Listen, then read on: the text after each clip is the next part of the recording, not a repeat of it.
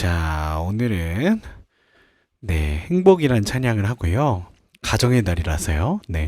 그리고 테드 명강의 리뷰와 성경적 해석 시리즈 8번째, 벌써 8번이나 테드 명강의 리뷰하는 그 설교를 했는데요. 오늘 8번째입니다. 이게 마르지 않는 샘같이 너무 좋은 게 많네요. 그래서 오늘은 또 하버드 대학교 교수님의 어떤 연구를 통해서 3번째 하버드 대학교 교수님 연구 중에 유명한 책인 세상에서 가장 긴 행복탐구 보고서라는 제목으로 전도서 4장 말씀과 함께 저희가 함께 은혜 받는 시간으로 갖도록 하겠습니다. 먼저 저희가 행복이라는 찬양 함께 나누고요. 그리고 나서 또 말씀으로 넘어가도록 하겠습니다. 아마 잘 모르실 수도 있는데 행복에 대해서, 우리 그리스도인들의 행복에 대해서 잘 표현한 가사인 것 같습니다. 우리가 함께 배우시면서 함께 고백할 수 있었으면 좋겠습니다. 화려하지 않아도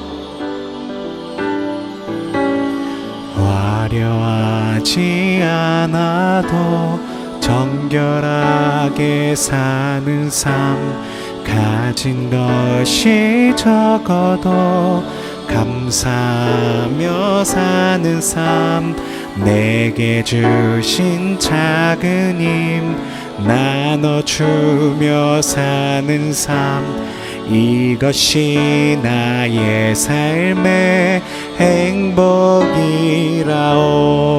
이것이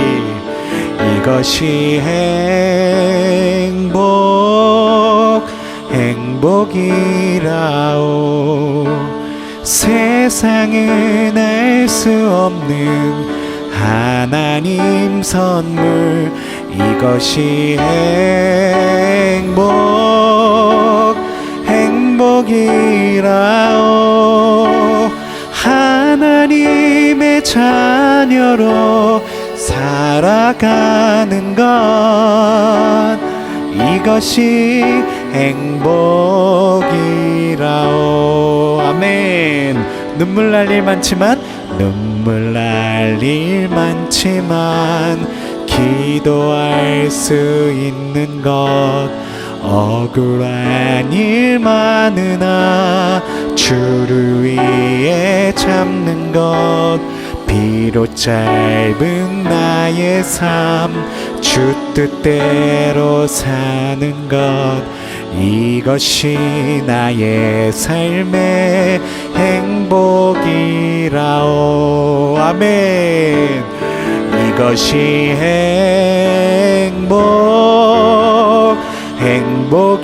행복이라오. 세상은 알 수 없는 하나님 선물, 이것이 행복이라오. 하나님의 자녀로 살아가는 것, 아멘. 이것이 행복이라오. 아멘. 이것이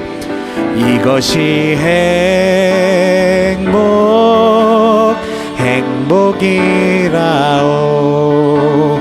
세상은 알 수 없는 하나님 선물, 이것이 행복이라오.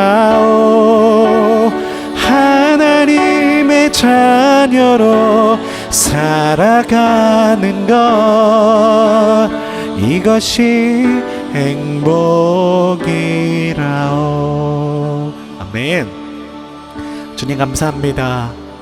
오늘 이 시간 우리들이 함께 예배할 때 주님, 진정한 행복이 무엇인지에 대해서 우리가 깨달을 수 있는 시간이 되도록 아버지 우리들을 이끌어 주시옵소서. 아버지, 화려하지 않아도 정결하게 하는 삶, 가진 것이 적어도 감사하며 사는 삶, 주님께 정말 하나님 경배하며 주님께서 주신 말씀 따라가는 삶, 이것이 진정한 우리 그리스도인들의 행복한 삶이 되어지는 줄로 믿습니다.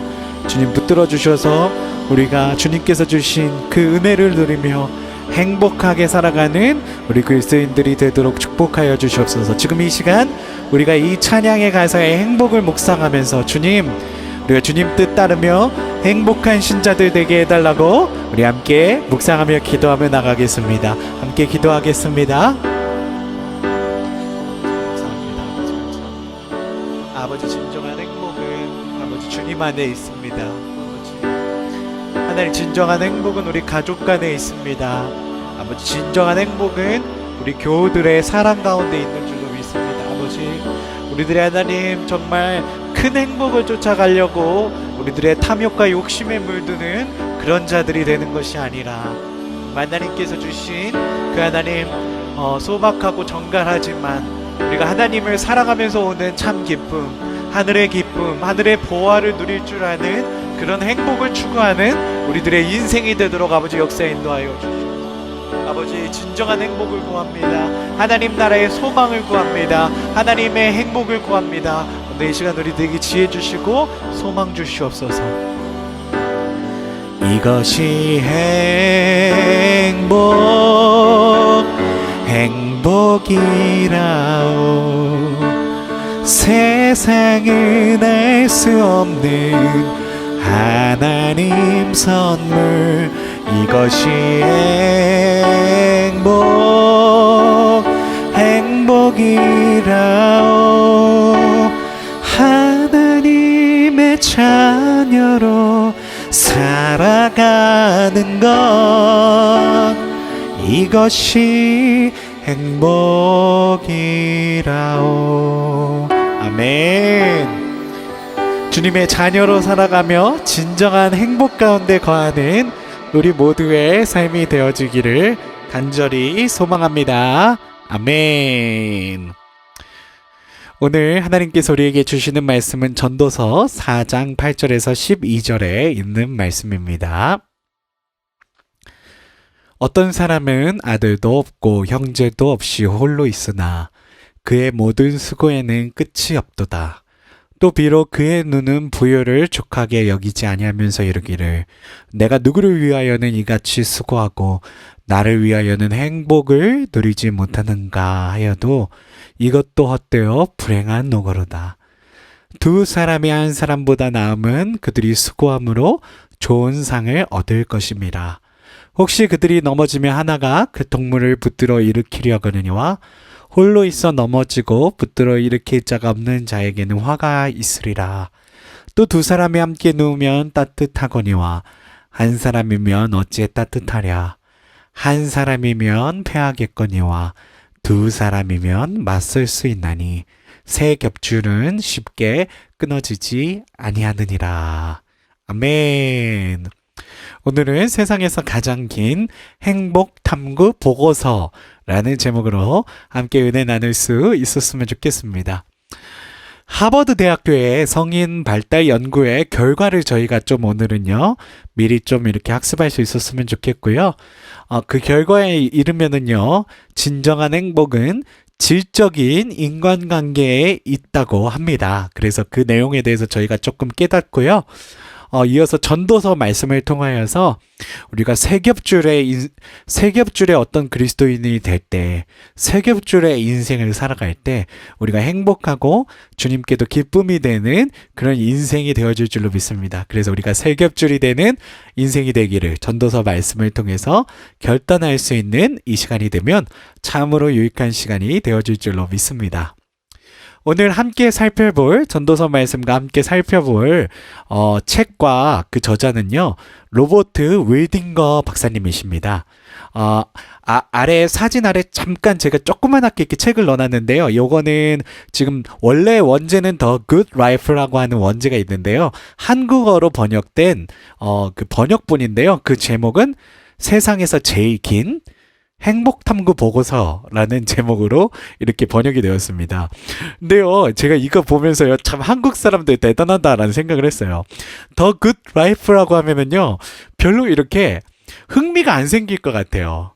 근데 한국 사람들 참 이 책을 번역하면서도 제목을 따로 짓는데, 세상에서 제일 긴 행복탐구 보고서 이렇게 적으니까요, 요 책이 더 흥미가 가는 거 있죠? 한국말로 이렇게 제목을 다르게 매겨놓은 게 그래서 참 이 제목 잘 진다 그런 생각을 했어요. 원래는 영어 원제는 The Good Life라는 제목인데 한국 사람들은 세상에서 가장 긴 행복탐구 보고서 이렇게 제목을 정했다고 합니다. 로버트 윌딩거 박사님 잠깐 저자를 소개시켜드리면은요. 하버드 의과대학 정신과 교수시고요.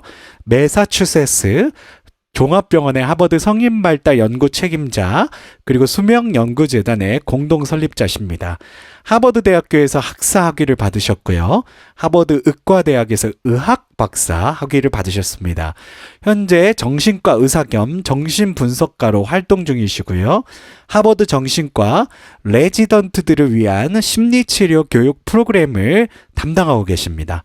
하버드 의대에 진학해 평소 관심이 있던 정신의학 분야를 연구하게 된 그는 1938년부터 현재까지 진행 중인 하버드 대학교 최장기 연구 프로젝트 하버드 성인발달 연구의 네 번째 총책임자로 2005년부터 행복에 대한 연구를 이끌어 가시는 전 세계적으로 행복에 대해서는 최고의 전문가 이신 박사님이십니다. 그리고 지금 이제 세상에서 가장 긴 행복탐구 보고서라고 하는 책으로 이제 제목으로 번역된 이 책은요. 85년간 무려 85년간의 연구 성과를 집대성한 것으로 행복하고 건강한 삶을 사는 비결을 방대한 사례와 과학적 연구 결과로 증명한 아주 놀라운 책입니다. 혹시 오늘도 이 말씀을 들으시고요. 관심 있으시면 꼭 이 책을 사서 읽어보시기를 이렇게 추천드리고요. 오늘 윌딩거 박사님의 테드 강의를 먼저 보고요. 그리고 나서 또 돌아와서 저희가 그 이론을 이해하고 계속해서 이 말씀을 이어가도록 하겠습니다. But what if we could watch entire lives as they unfold through time? What if we could study people from the time that they were teenagers all the way into old age to see what really keeps people happy and healthy? We did that. The Harvard study of adult development may be the longest study of adult life that's ever been done. For 75 years, we've tracked the lives of 724 men. Year after year, asking about their work, their home lives, their health, and of course, asking all along the way without knowing how their life stories were going to turn out. Studies like this are exceedingly rare. Almost all projects of this kind fall apart within a decade because too many people drop out of the study, or funding for the research dries up, or the researchers get distracted, or they die, and nobody moves the ball further down the field. But through a combination of luck and the persistence of several generations of researchers, this study has survived. About 60 of our original 724 men are still alive, still participating in the study, most of them in their 90s. And we are now beginning to study the more than 2,000 children of these men. And I'm the fourth director of the study. Since 1938, we've tracked the lives of two groups of men. The first group started in the study when they were sophomores at Harvard College. They all finished college during World War II, and then most went off to serve in the war. And the second group that we've followed was a group of boys from Boston's poorest neighborhoods. Boys who were chosen for the study specifically because they were from some of the most troubled and disadvantaged families in the Boston of the 1930s. Most lived in tenements, many without hot and cold running water. When they entered the study, all of these teenagers were interviewed, they were given medical exams. We went to their homes and we interviewed their parents. And then these teenagers grew up into adults who entered all walks of life. They became factory workers and lawyers and bricklayers and doctors, one president of the United States. Some developed alcoholism, a few developed schizophrenia. Some climbed the social ladder from the bottom all the way to the very top, and some made that journey in the opposite direction. The founders of this study would never in their wildest dreams have imagined that I would be standing here today, 75 years later, telling you that the study still continues. So what have we learned? What are the lessons that come from the tens of thousands of pages of information that we've generated on these lives? Well, the lessons aren't about wealth or fame or working harder and harder. The clearest message that we get from this 75-year study is this: good relationships keep us happier and healthier, period. We've learned 3 big lessons about relationships. The first is that social connections are really good for us and that loneliness kills. It turns out that people who are more socially connected to family, to friends, to community, are happier, they're physically healthier, and they live longer than people who are less well connected. And the experience of loneliness turns out to be toxic. People who are more isolated than they want to be from others find that they are less happy, their health declines earlier in midlife, their brain functioning declines sooner, and they live shorter lives than people who are not lonely. So the second big lesson that we learned is that it's not just the number of friends you have, and it's not whether or not you're in a committed relationship, but it's the quality of your close relationships that matters. It turns out that living in the midst of conflict is really bad for our health. High conflict marriages, for example, without much affection, turn out to be very bad for our health, perhaps worse than getting divorced. And living in the midst of good, warm relationships is protective. It wasn't their middle-aged cholesterol levels that predicted how they were going to grow old. It was how satisfied they were in their relationships. The people who were the most satisfied in their relationships at age 50 were the healthiest at age 80. And good, close relationships seem to buffer us from some of the slings and arrows of getting old.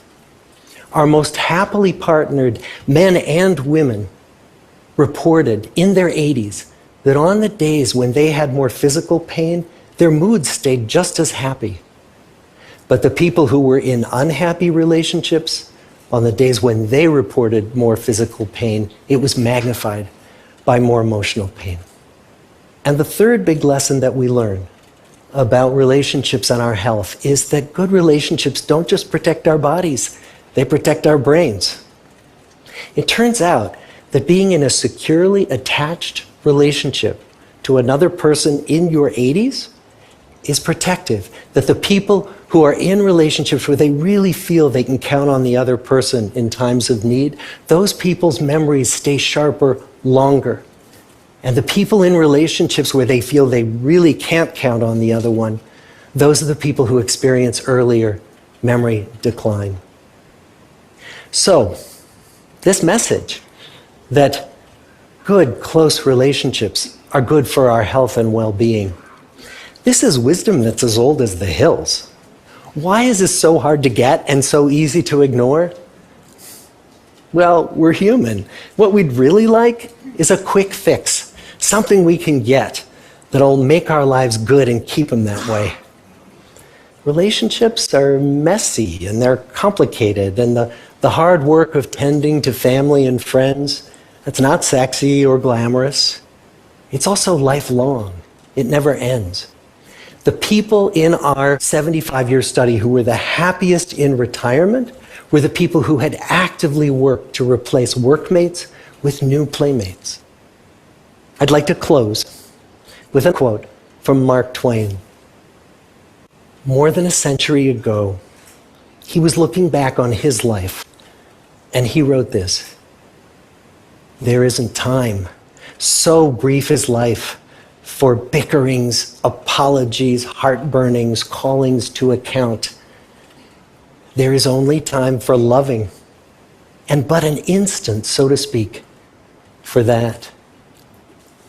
The good life is built with good relationships." Thank you.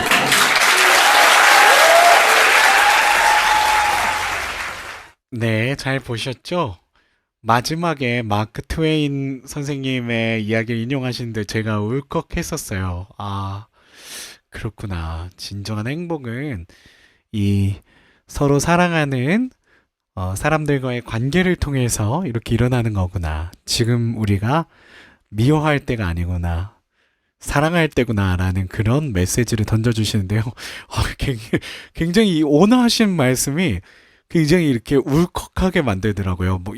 아무래도 평생을 이런 어떤, 연구를 해오신 분이기 때문에 그 말씀에서도 굉장히 그런 인생의 깊이, 그런 어떤 인격의 깊이가 느껴지는 그런, 강의였습니다. 제가 조금 한 15분 정도 되는 강의인데 짧게 줄였었고요.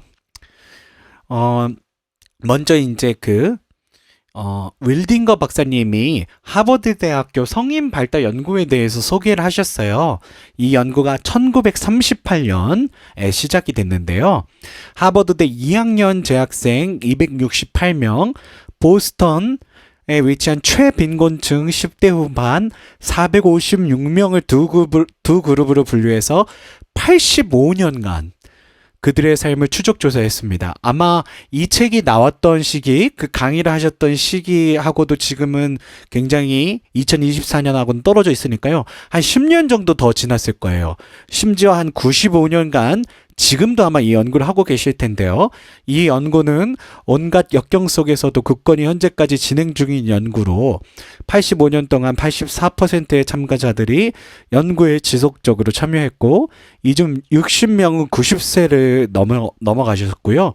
이들의 자녀 1305명도 이 연구에 참여하고 있다고 합니다. 이렇게 평생에 걸쳐 진행되는 전향적 연구는 매우 드문데요. 아까도 말씀하셨지만 참가자들이 그만두거나 연구자에게 심지어 알리지도 않은 채 이름 바꾸고 이사는 얼마나 이 연구 대상이 되기 싫었으면 그렇게까지 하셨을까요? 연구 자금이 고갈될 수도 있겠죠. 이 연구 자금을 정부나 독지자들이 지원 안 해주면 할 수가 없죠. 심지어는 이제 아까 박사님처럼 이 연구에 사명감을 갖고 있는 분들도 계시겠지만 흥미를 잃을 수도 있어요. 네, 연구하시던 분들이. 하지만 계속 진화되면서 확장 중인 하버드 성인 발달 연구는 지금까지 인류가 해왔던 그 어떤 역사의 어떤 그 길이로 리포트된 그런 어떤 인간 발달 연구 중에 가장 인생에 대해서 가장 길고 심층적인 종단 연구다라는 말씀하고 계십니다. 그래서 오랜 시간 동안 심지어 아까 우리 윌딩거 박사님이 네 번째 책임자라 그러셨죠. 그러니까 첫 번째, 두 번째, 세 번째 책임자들이 내가 네 번째 책임자가 여기 와서 이거 발표할 거라고는 생각도 못했을 거라고 그런 이야기를 하시잖아요. 심지어 네 번째 책임자가 이제 이 연구를 이어받아서 하고 있는 정말 놀라운 그런 어떤 연구인 줄로 믿습니다. 그래서 아까 진행된 강의를 통해서요. 굉장히 심플하면서도요. 우리에게 익숙한 이미 아까도 말씀하셨지만 이미 오래전부터 우리 사람들에게 전해왔던 이야기다라고 하면서 행복의 비밀이 무엇인가에 대해서 세 가지를 이야기하셨어요. 첫 번째, 가족, 친구, 공동체와의 사회적 연결이 더 긴밀할수록 더 행복하고 신체적으로 건강하며 오래 산다. 그러니까 우리가 일반적으로 우리 그리스도인들은 가족, 친구, 그리고 교회 공동체 이렇게 세 가지 공동체가 굉장히 가깝잖아요. 이런 사회적 연결이 긴밀하고 또 우리가 슬퍼하고 우리가 아파할 때 우리를 위해서 기도해 줄 수 있는 누군가가 있을 때 굉장히 신체적, 정신적으로도 건강하면서 또 장수할 수 있다라는 말씀을 하시는 거고요. 친구가 얼마나 많은가, 두 번째로 안정적이고 공인된 관계를 갖고 있는가가 아니라 관계의 질이 중요하다는 거예요. 그러면서 이 관계의 질 중에서 중요하게 언급하신 게 부부 관계가 그렇게 중요하다고 말씀하시죠. 그래서 부부 관계에 대한 어떤 만족이 높으신 분들은 정말 인생 가운데 건강에 엄청난 악화나 어려운 질병이나 어려운 상황을 만났을 때도 내가 불행하지 않고 내가 이겨낼 수 있다고 말했다 라는 것을 저희가 기억할 수 있게 되어지는 줄로 믿습니다. 그래서 관계의 질은 특별히 가족과 관련이 있습니다. 그래서 가족 관계에 굉장히 중요한 행복의 열쇠가 있다. 그리고 이 관계에 대해서 연구를 하시다 보니까 이 관계가 우리의 뇌 건강에 굉장히 중요하다는 말씀하시는 거예요. 그래서 기억력 감퇴에 대한 이야기를 하시는데 이 기억력 감퇴가 심각해지면 알츠하이머나 이런 병들이 올 수가 있겠죠. 이제 그런 것들도 이렇게 염두에 두고 말씀하신 건지는 모르겠는데 어쨌든 우리가 좋은 관계를 이루면 기억력 감퇴가 늦어진다는 거예요. 나이가 들면서 기억력 감퇴가 진행이 되는데 그마저도 진행이 늦어진다. 기억력 감퇴가 일어나지 않는다. 이런 말씀하시면서 결국 우리의 관계, 정말 질적인 인간관계, 우리가 속해 있는 공동체에서, 가족에서, 우리들의 어떤 직장에서 그런 질적인 관계에 우리들의 행복의 열쇠가 있다라는 말씀을 하고 계시는 것을 볼 수가 있습니다. 그러면서 중요하게 하신 말이 이 책의 결론 부분에 이 내용이 쓰여져 있어요. 행복하기에 너무 늦은 때란 없다.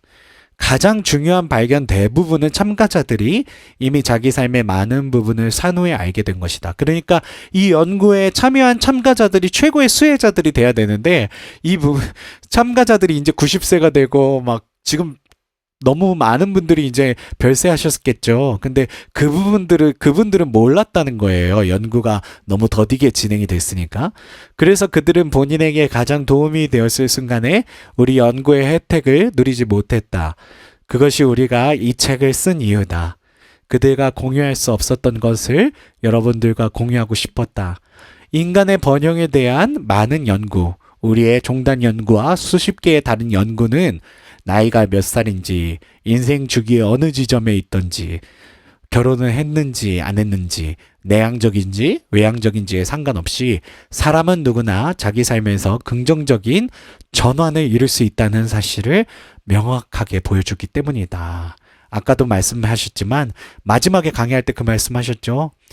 사랑하게 늦지 않았다. 우리가 인생이 너무 빠르기 때문에 사랑하면서 살아야 된다라는 말씀하셨어요. 그래서 행복하게 너무 늦은 때는 없다와 오늘 강의에서 마지막에 박사님이 말씀하신 그 명언을 우리가 기억할 수 있는 시간이 될 수 있었으면 좋겠습니다. 이와 더불어서 전도서 4장을 제가 이렇게 함께 이렇게 묵상하면서 바라보았는데요. 8절에 보면은 뭐 돈이 있고 그렇지만 홀로 되어서 행복을 누리지 못하는 사람이 있다. 그 사람 참 헛되다. 이런 말씀을 8절에 하시는 거예요. 그래서 9절부터는 이런 말씀 하시는 거예요. 두 사람이 한 사람보다 낫다. 왜냐면 넘어지면 그 하나가 동물을 일으켜 주기 때문이다. 또 두 사람이 함께 누우면 따뜻하다. 한 사람이면 패하지만 두 사람이면 맞설 수 있고 세 겹줄은 쉽게 끊어지지 않는다. 라는 말씀을 우리에게 주십니다. 지금 5월은 이제 다 지나가고 있는데요. 5월은 가정의 달이라고 합니다. 그래서 저희가 이 기간을 통해서요.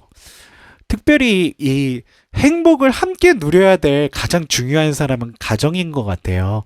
우리들의 아내, 그리고 우리들의 남편, 그리고 우리들의 자녀, 그리고 우리들의 가까운 친인척들, 그런 분들이 굉장히 우리가 행복을 누릴 수 있고 행복을 전파할 수 있는 가장 효과적이고 가장 가까운 데 계신 사람들이라는 생각을 해보게 됩니다. 그래서 혹시 그 가운데 이렇게 오늘 이 말씀을 묵상하시면서요, 좀 이렇게 아쉬웠던 마음이 있으면 또 이렇게 전화하셔서 또 이렇게 마음을 따뜻한 사랑을 나누실 수 있는 그런 계기가 되셨으면 좋겠고요. 또 그리스도 안에서 우리가 정말 쉽지 않아요. 사람을 사랑한다는 게 저도 이제 인생이 이제 40년밖에 되지 않았지만 지금도 사실 매일같이 고민합니다. 목사로 살아가야 되기 때문에 다른 사람들보다 착하게 보여야 되거든요. 근데 사실 인간은 누구나 연약해서 넘어질 때가 많잖아요.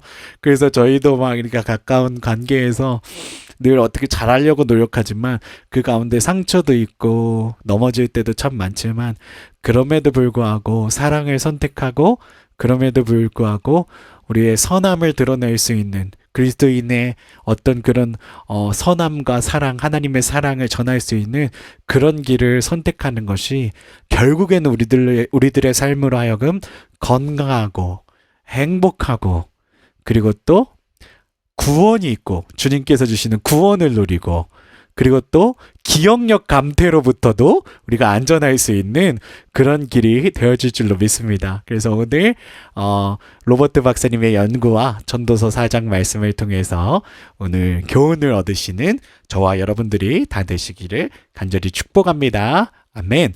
우리가 행복 끝에 부분만 함께 찬양하고요. 그리고 기도하고 마치겠습니다.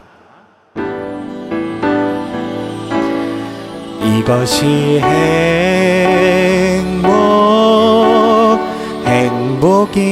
행복이라오. 세상은 알 수 없는 하나님 선물. 이것이 행복이라오. 하나님의 자녀로 살아가는 것, 이것이 행복이라오. 아멘. 이제는 우리 주 하나님의 극진하신 사랑하심과 우리 주 예수 그리스도의 우리를 구원하신 그 은혜와 주 성령 늘 우리와 함께 내조 교통하시는 은총이 오늘 이 시간 실시간으로 참여하신 우리 모든 성도님들과 유튜브 라이브로 참여하시는 성도님들과 녹화된 영상을 보고 은혜 받으시는 우리 모든 성도님들 가운데 진정한 행복을 찾는 여정이 열려지시기를 간절히 축복하며 축원하옵나이다. 아멘.